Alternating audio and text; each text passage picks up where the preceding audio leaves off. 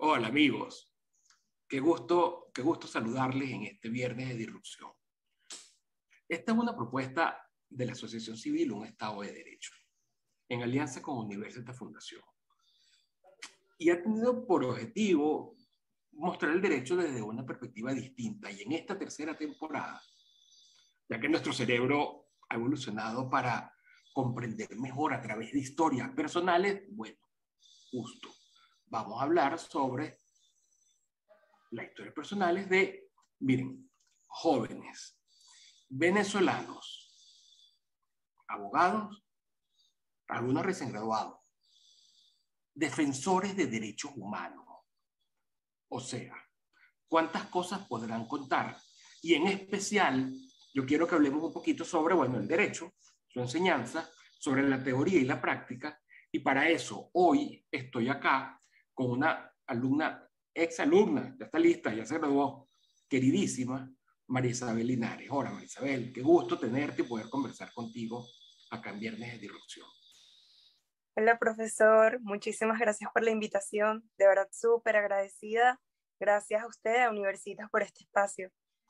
Bueno, mira, vamos a la tontería y vamos a arrancar. Defensora de derechos humanos a tu edad, cuéntame cómo es eso, qué es lo que tú haces, qué estás haciendo y me vas diciendo también sobre, bueno, eso, derechos humanos en Venezuela.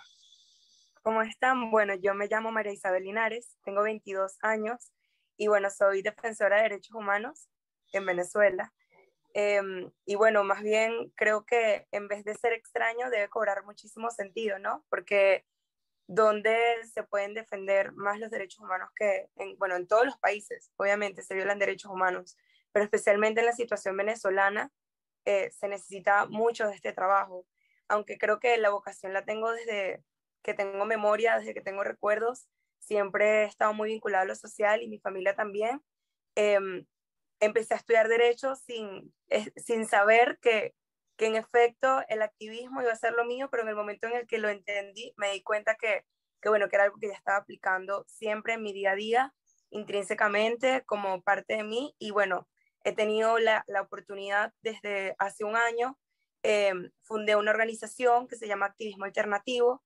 Desde allí nosotros tenemos el objetivo de incrementar el debate público en materia de derechos humanos en Venezuela. Acudimos a comunidades vulnerables en Caracas y La Guaira a pues dictar charlas, así como también realizamos formaciones a jóvenes de toda Venezuela de forma online y nos mantenemos activos a través de videos y publicaciones en redes sociales. Adicionalmente, también soy abogada junior de la organización Defiende Venezuela y bueno, me mantendré trabajando en los derechos humanos por todo el tiempo que sea posible. Está bien. Mira, una cosa, ya que hablamos sobre la enseñanza del derecho, y yo estaba conversando con varios profesores, amigos míos, cuéntame sobre eso, ¿cuál es tu reflexión sobre el derecho en las universidades, lo que te enseñaron y lo que estás viendo en la práctica en todo este trabajo que vienes haciendo como defensora de derechos humanos? Cuéntame.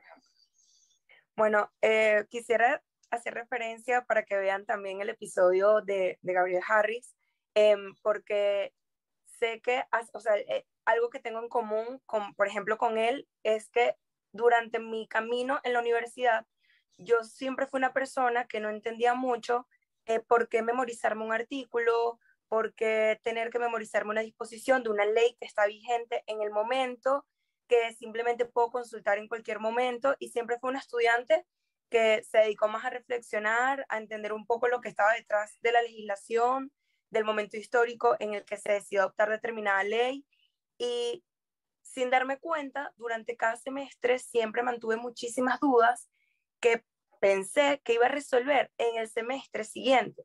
Y sí, es cierto, semestre tras semestre fui resolviendo muchas de esas dudas, pero cuando llegué a décimo semestre estaba tan confundida, me sentí un poco extraña, me sentí perdida porque sentí que nunca había tenido tantas dudas como en los últimos 2 meses de mi carrera. Creo que el derecho me dejó muchísimas más dudas de lo que yo misma me pude imaginar. Me hizo reflexionar muchísimo sobre la necesidad de repente de estudiar otras carreras como sociología, pero aún así no me arrepiento de haber estudiado derecho. pero esto lo digo porque el derecho no es legislación. El derecho no solo son leyes que pues están en un momento determinado y que posteriormente se pueden derogar, sino que el derecho va más allá. Son valores que la sociedad elige, pero ¿por qué razón? Y por eso creo que el derecho es una carrera que amerita muchísima reflexión, que amerita muchísima conexión con otras disciplinas, porque si se entiende aisladamente y si no se reflexiona, si no se cuestiona lo que en el momento está vigente y si únicamente nos dedicamos a memorizar, no creo que se esté comprendiendo el sistema y no creo que se esté preparado para enfrentar los cambios históricos, para enfrentar los cambios que las sociedades necesitan. Entonces, es una carrera muy extraña, siento, después de haberla estudiado, una carrera que te llena de muchísimas dudas, pero que amerita que estés preparado para los cambios y que pues, que estudiemos con sentido crítico lo que está vigente en el momento histórico. Claro, tú ahí lo que estás haciendo como alusión es en esa, obviamente, diferencia entre lo que sería la legislación, el derecho vigente, incluso la constitución vigente. Y bueno, viendo quién la dicta, ya uno puede tener una idea también de cuáles son las intenciones y cómo eso se aplica o se lleva a la práctica. Entonces, muchas veces el deber ser de la legislación, eh, bueno, posiblemente no es lo que sea, pero que tampoco lo que efectivamente la gente quiere que sea, como la gente está dispuesta a comportarse, coacción. Esa dicotomía de la que hemos estado hablando eh, desde hace ya algún tiempito, tú, desde el punto de vista de tu trabajo como defensora de derechos humanos acá en Venezuela, ¿cómo lo ves? Eh, esa teoría que enseñan en la universidad sobre los derechos humanos y lo que realmente ocurre en la realidad en países bueno, donde sería más necesario que en cualquier otro los derechos humanos. Háblame sobre eso. Bueno, voy a ver si entendí cuál es la pregunta o dónde quiere llegar. Yo, No, no quiero llegar a ningún lado. Quiero que tú me digas, porque tú agarraste una cantidad de herramientas en las universidades, en la universidad, una comprensión sobre los derechos humanos y luego te enfrentas en estas sociedades vulnerables, te enfrentas en a hablar con personas que han sido violadas, vulneradas en sus derechos humanos y cómo te las estás arreglando para con esas herramientas ser útil a las personas que están en esa situación. bueno, sabe que lo primero que se me viene a la mente es una reflexión que me ha dejado los últimos meses en el trabajo. Y es que los abogados no inventaron los derechos humanos. O sea, los derechos humanos tienen una gran teoría, tratados internacionales, acuerdos entre países, organismos internacionales que fueron creados, y nosotros intentamos argumentar y convencernos de por qué los derechos humanos funcionan, tienen un propósito, tienen que ser pues reclamados en las sociedades, tienen que ser garantizados por los estados, pero no es hasta que hablas con una víctima de violaciones de derechos humanos que no entiendes en su totalidad qué son los derechos humanos. Yo siento que he aprendido muchísimo de lo que es esa esperanza, esa búsqueda de justicia, que va más allá de lo que la ley dice. Las personas sienten que tienen derechos humanos, lo sienten. La justicia es un sentimiento, sonará bastante un poco como comeflor, y sí, yo admito que soy bastante comeflor en ese sentido, pero es que mucho tenemos que aprender de las personas que han experimentado estas situaciones, personas a las que tú no les tienes que explicar cuáles son sus derechos en muchas ocasiones. Ellos lo sienten, ellos están buscándolo, ellos están sedientos de eso. Entonces, más allá de lo que la ley establezca, más allá de lo que un procedimiento establezca, más allá de lo que de los requisitos que tengan que cumplir, de los procedimientos que tengan que seguir, de los tratados internacionales y de todo esto, cuando trabajas en una comunidad o cuando trabajas con una víctima en un caso, muchas veces ese manejo de expectativas o esa búsqueda de justicia, ya ellos la han procesado por sí mismos.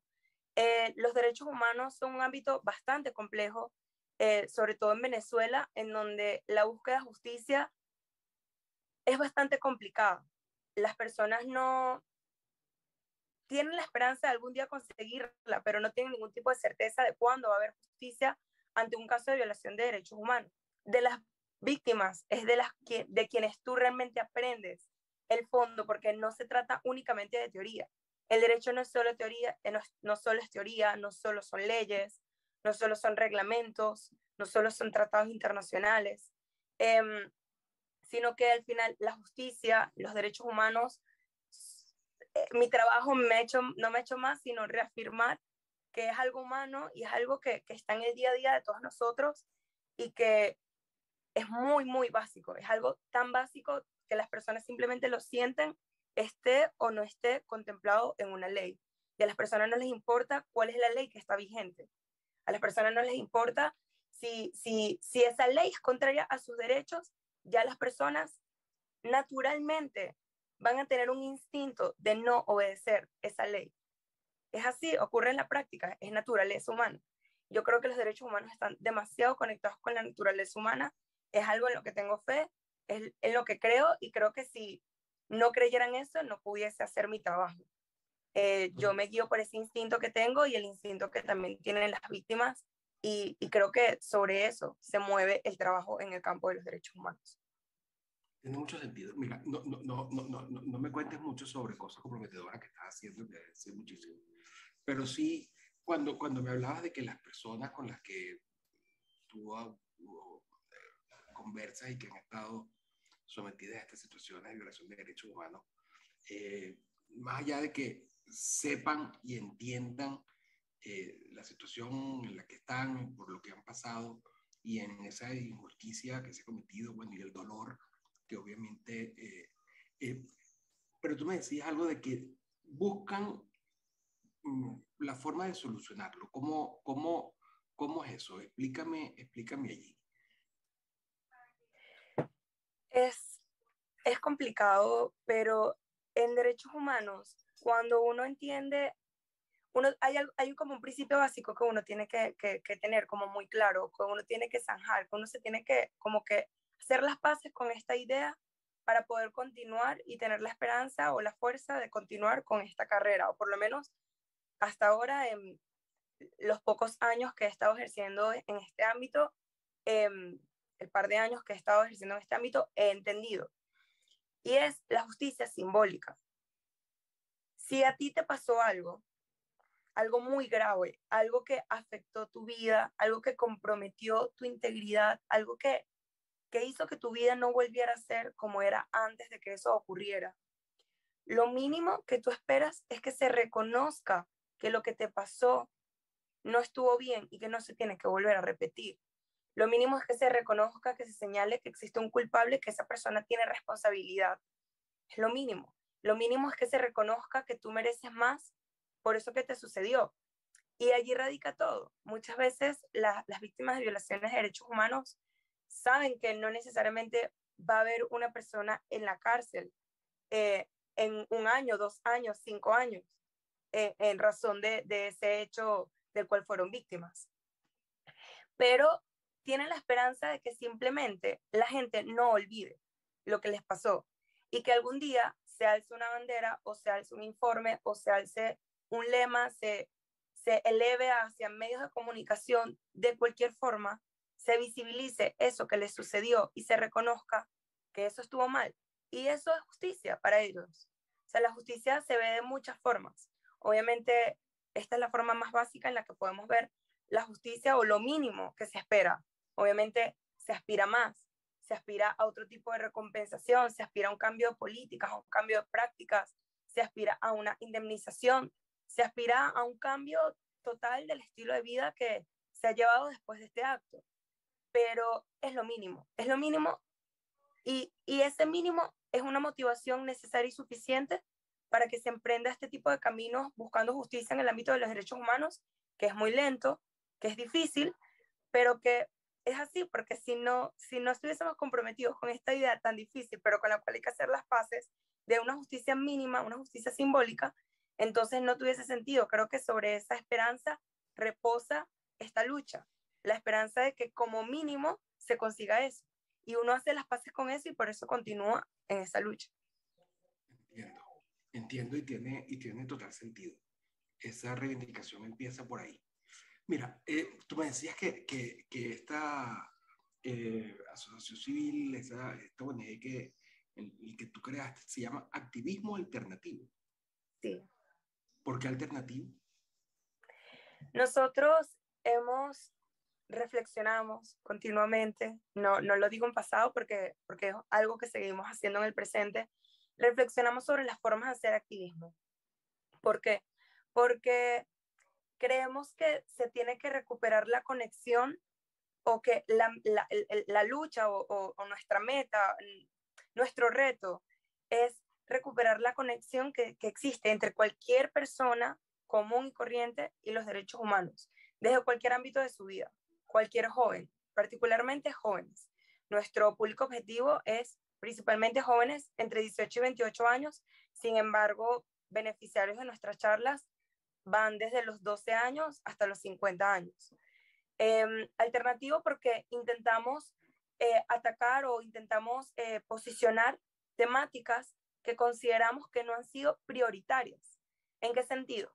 Creemos que existe una idea en Venezuela en donde existen temas prioritarios y temas que requieren un tratamiento secundario porque no son igual de importantes.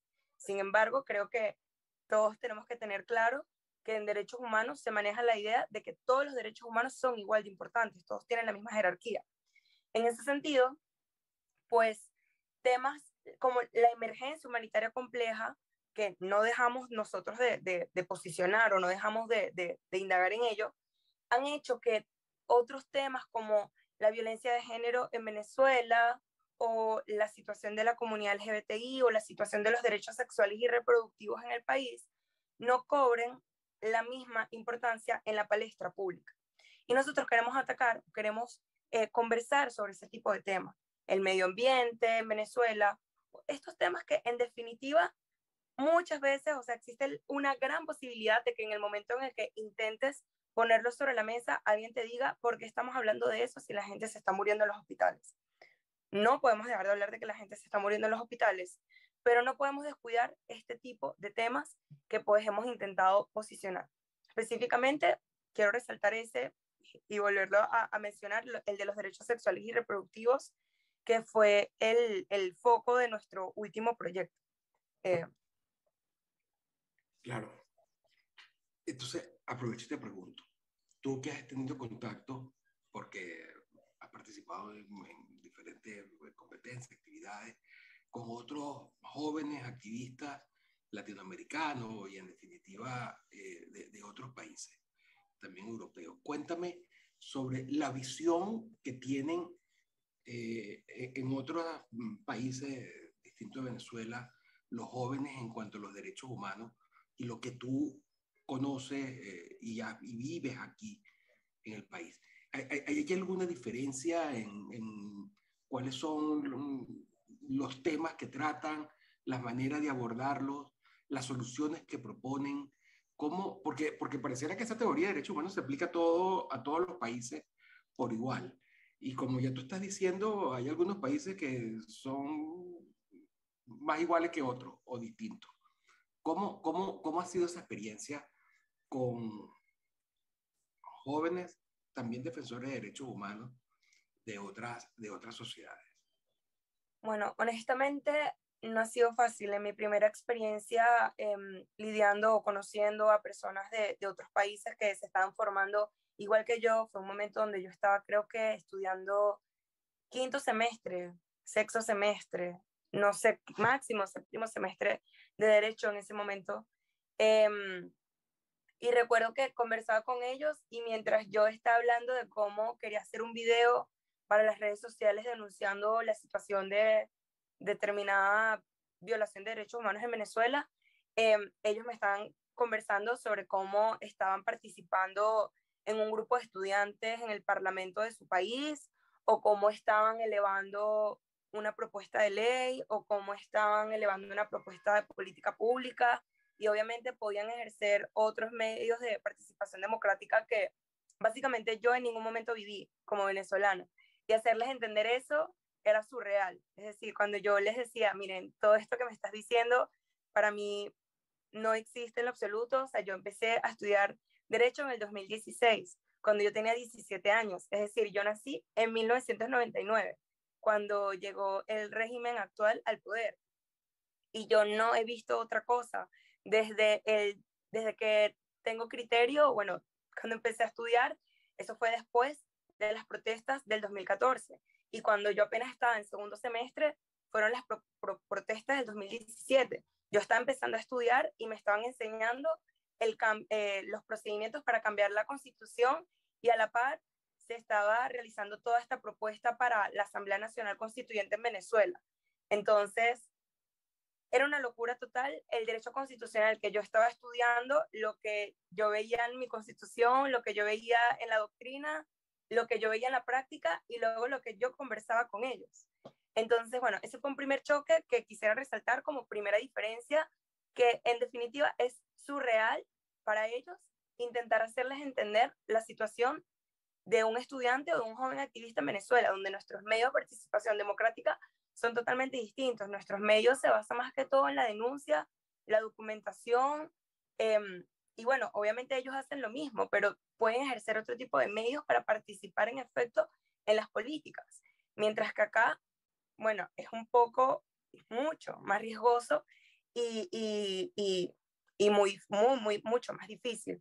Y bueno, una segunda diferencia, o bueno, similitud por lo menos que he visto también en los últimos años, que en Venezuela desde la pandemia hemos avanzado un poco más en este último tema que estuve conversando cuando hablábamos del activismo alternativo, es que mientras que nosotros estamos hablando de protestas y de cómo por protestar, eh, derecho a la libertad de expresión, uso excesivo de la fuerza y temas tan básicos de derechos civiles y políticos eran una discusión en Venezuela, ya era algo que estaba totalmente zanjado en esos países, más allá de muchos casos de uso excesivo de la fuerza que más bien están relacionados de repente con temas de discriminación, temas un poco más novedosos, y al mismo tiempo ellos están hablando de cómo en sus países se están legalizando el matrimonio igualitario, cómo en sus países se está conversando sobre la despenalización del aborto, mientras que acá intentar insertar esos temas en el debate público puede ser un poco complicado, sobre todo teniendo las protestas de 2017, la Asamblea Nacional Constituyente, la emergencia humanitaria compleja encima. Es decir, posicionar esos temas como activista es muy complicado porque hay temas prioritarios, urgentes, un apagón nacional que de repente hace que tengas que hablar de cómo las personas se están muriendo en los hospitales y simplemente hay muchos temas que tú no puedes poner sobre la mesa. Entonces, bueno, esa sería una segunda diferencia, las temáticas que ponemos sobre la mesa. Y lo tercero que se me ocurre es que si bien todos los activistas creo que a nivel internacional podemos estar de acuerdo con algo, que es que el Estado es el ente con la mayor capacidad de violar nuestros derechos humanos, creo que nosotros como venezolanos hemos tenido la oportunidad de reflexionar sobre eso desde otra perspectiva. Lamentablemente hemos sido víctimas de un Estado de formas novedosas, distintas, en lo económico, totalmente distinto en materia de derechos económicos, sociales, culturales y ambientales. Tenemos una visión muy distinta a la que pueda tener algún defensor de derechos humanos en cualquier país de Latinoamérica. Porque en Venezuela hubo educación pública y gratuita presuntamente de calidad, porque en Venezuela hubo un seguro social que le daba medicamentos gratis para personas enfermas de cáncer, para personas con cualquier tipo de enfermedad terminal, para personas que dependían de estos tratamientos, VIH, entre otras cosas, porque en Venezuela hubo una cantidad de políticas en materia de derechos económicos, sociales, culturales y ambientales que se exigen a nivel de Latinoamérica hoy en día, pero que nosotros sabemos que llevaron a una falla mayor por parte del Estado, porque nosotros sabemos que esa confianza depositada en el Estado más bien tuvo consecuencias aún más graves de las que hubiésemos tenido si no nos hubiesen prestado esa ayuda en un primer lugar. Vimos cómo despojaron o cómo hubo tantos ataques al derecho a la propiedad en nuestro país bajo la excusa de dar alimentación gratuita, bajo la excusa de dar salud gratuita, dar educación gratuita, dar vivienda gratuita, entre otras garantías de los DESCA. Tan es así que nosotros, si bien estamos, obviamente estamos igual de preocupados por todos nuestros derechos humanos y obviamente queremos que todas las personas tengan acceso a la educación, acceso a la salud, acceso a la alimentación, a una seguridad en términos de salud y todos estos temas. Nos preocupa la intervención que pueda tener el Estado en estos temas. Y creo que eso más bien es un punto bueno a nuestro favor, porque si bien hoy en día es un tema oscuro, es un tema que no vemos con claridad y que nos falta muchísimo en la materia, desarrollar muchísimo para ver cómo vamos a salir de la crisis en la que estamos en este momento en cuanto a la emergencia humanitaria compleja, qué políticas públicas se tiene que aplicar en el país para poder salir de la crisis en la que estamos, en desnutrición, en salud, todos estos temas. Creo que nuestra visión, que va a ser muy consona con los derechos humanos, pero al mismo tiempo muy crítica de la intervención estatal. Y creo que eso va a ser una muy buena propuesta para América Latina, y no solo América Latina, sino todo el mundo. Entonces, sí, es muy lamentable que Venezuela, como venezolanos, hayamos tenido que pasar por esto, pero también tengo fe en nuestro criterio, en nuestra formación, en nuestra experiencia, y tengo fe de que no sé en cuánto tiempo, no sé si en una década, pero sé que como venezolanos vamos a preparar una muy buena propuesta y que gracias a la situación que hemos vivido, lamentable, pero gracias a ello, pues vamos a poder presentar una nueva propuesta en materia de derechos humanos que involucre garantía de todos los derechos humanos con una intervención estatal mínima que permita que el Estado o que permita que no volvamos a depender del Estado en la medida en la que ya dependimos con anterioridad y que nos llevó a las consecuencias catastróficas en las que estamos el día de hoy. Creo que esa sería la tercera diferencia. Entonces, el miedo o la reflexión que hemos tenido en cuanto a la dependencia que tenemos o que tuvimos, que tenemos en realidad en relación con el Estado. Fíjate que yo también soy muy optimista en ese sentido, de la lección que podemos los venezolanos aprender, haber aprendido, estar aprendiendo de todo este proceso. Y que tú, bueno, nada, Isabel, lo estás explicando allí de, de una manera así de simple y sencilla. Posiblemente nuestros errores es lo que nos llevaron hasta acá y darnos cuenta de ellos y buscar la forma de hacer soluciones alternativas que impidan no solamente nosotros de nuevo en el futuro, sino que otros países caigan también en ese mismo error para que no sufran esta competencia, esta consecuencia, es lo que nos motiva. A mí, por lo menos, tú eso lo sabes muy bien.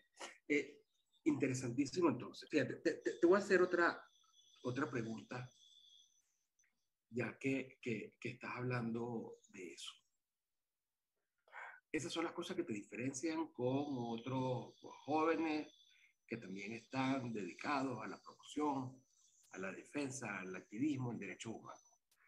¿Y qué sería lo que te identifica o lo que los une? En dónde está la base que los pondría a todos en una misma frecuencia? ¿Dónde crees tú que están los elementos comunes en esas diferentes formas y temas y materias de ver y de entender y de ejercer los derechos humanos? La pregunta parece simple, no lo es en lo absoluto. Creo que la respuesta que voy a decir es lo primero que me viene a la mente, pero una mejor respuesta, esta pregunta merita reflexión y poder, una mejor respuesta de la que quizás voy a poder dar en este momento. Pero sin duda, tan básico como suena, es que a todos nos une la reivindicación de la dignidad humana frente al Estado. Es la realidad. Eh, Poder vivir libres en cuanto al ejercicio y el goce de nuestros derechos, en condiciones de igualdad. Una igualdad que solo se consigue en libertad, que todos seamos igual de libres. Y bueno, eso también representa un gran reto. Creo que todos tenemos ese gran reto de cómo conciliar las ideas de igualdad y libertad, porque a veces intentando conseguir igualdad parece que, por lo menos hasta ahora, la respuesta que hemos obtenido es que esa igualdad se consigue muchas veces a costa de la libertad de otros, pero eso es igualdad realmente. Entonces creo que ese reto que tenemos nos une a todos. Conseguir libertad en condiciones de igualdad, libertad para todos y que se reivindiquen nuestros derechos frente al Estado.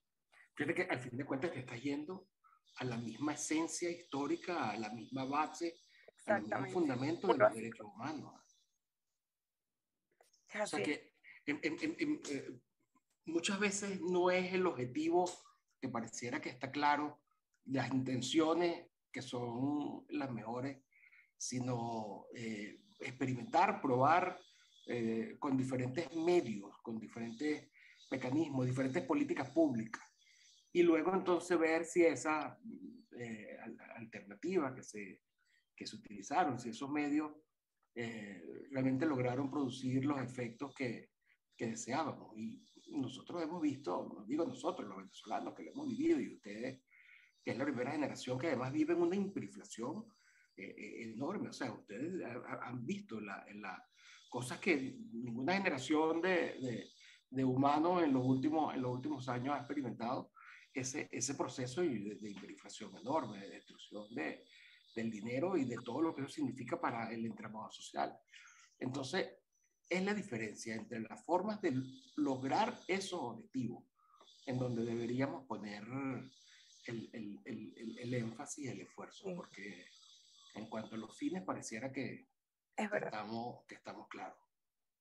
Sí, y eso es parte de una de las grandes reflexiones en el ámbito de los derechos humanos.